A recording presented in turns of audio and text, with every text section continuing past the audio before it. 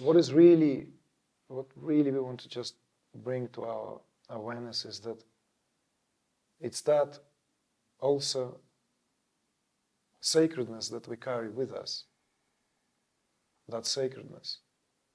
And once consecrated, that's what makes us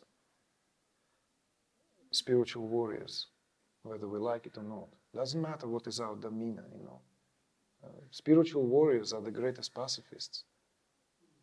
That's what makes them into the spiritual warriors. And it's not a passive way of life at all, as often misunderstood. Like, the house is on fire. How can you sit in meditation? Selfish indulgence.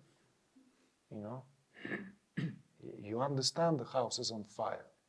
And the only way to really extinguish that fire is to go inward and feel where the fire began in the first place. And unless we know that, there's no way. We're raging, there are talks about, even now we were collecting questions like this kind of from Sangha, closest students to, for me to speak at the end of this immersions. And there was one question which we tried our best at in the States, this question about, there is the end of the world. Many, many voices speak about it, that we passed the threshold, that it's already beyond the repair. What is our attitude? How can one meditate? Isn't that just a waste of time? You see? And yet, when a question like that rises, it requires a considerable insight. And because if there is a question, there must be an answer, even if not directly to that question. If question has rose, it means it rose from the place of concern.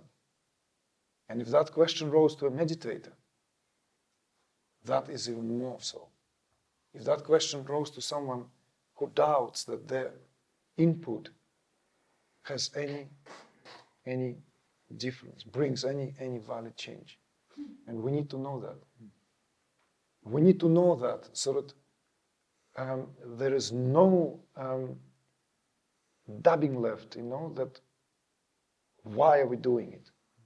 So that there is this simple matter of, it's like being simply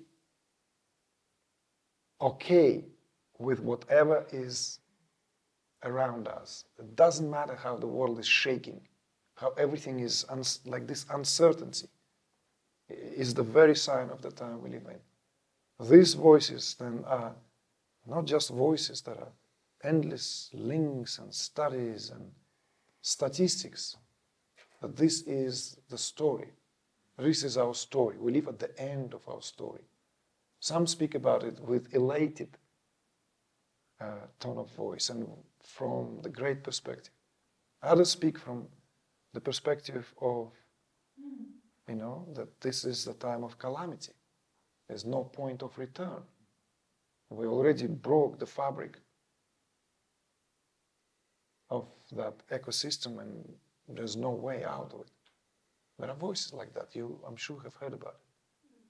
So what is the attitude of a spiritual warrior? You see? And the attitude here, really, for you to ponder, is that even if the world is about to end, you still need to carry your grace, gracefully. You need to still carry your poise. You still need to find a way to rest in the heart. That's what is make one into a spiritual warrior. Because it is those who are capable of doing that at the times of calamity save the day. And those who are pulled here and there, and they pulled out of themselves and ran around at the mercy of the superficial affairs. We have all the scientific knowledge we need to understand that nature is upheld at the subtlest strata of creation. Whatever strata is, it is subordinate to the preceding one. Whatever strata is, it is subordinate to the preceding one. And we find that we arrive at nothing. We arrived at that vacuum. We arrived at that unified field, whatever everyone is arguing, whatever it could be called. That's what we cannot put our finger on. Where everything is encapsulated, everything is. So even if we don't talk about that ultimate level, somewhere in the intermediate levels, in these intermediate levels, everything in a state of molten potentiality, or everything is in a molten state of pure potentiality. In that molten state of pure potentiality, laws of nature themselves can perform miracles if only we give it a choice and chance. It's because our culture is so superficially oriented in our understanding that we, unless it is algorithmically explained and through statistically understood, then we think it's all shrouded in mystery and we dismiss it on the account of it as some superstition of the ages gone by. It's like we forget that everything is not flux. It's like we create weather, we can create weather. The droughts, hurricanes, what are they? It's a result of living at the mercy of being pulled out of that center. So really, that is a simple answer. That even if the world is ending, the world is ending, you know? You are doing what you're doing because you are accountable only to your own self. This self, it is between you and the self. That's where the dialogue really is. Once that is understood, all doubts fall away. All of them, without exception. And then we're no longer swayed and no longer agitated, even by really, really, really pertinent and quite propped up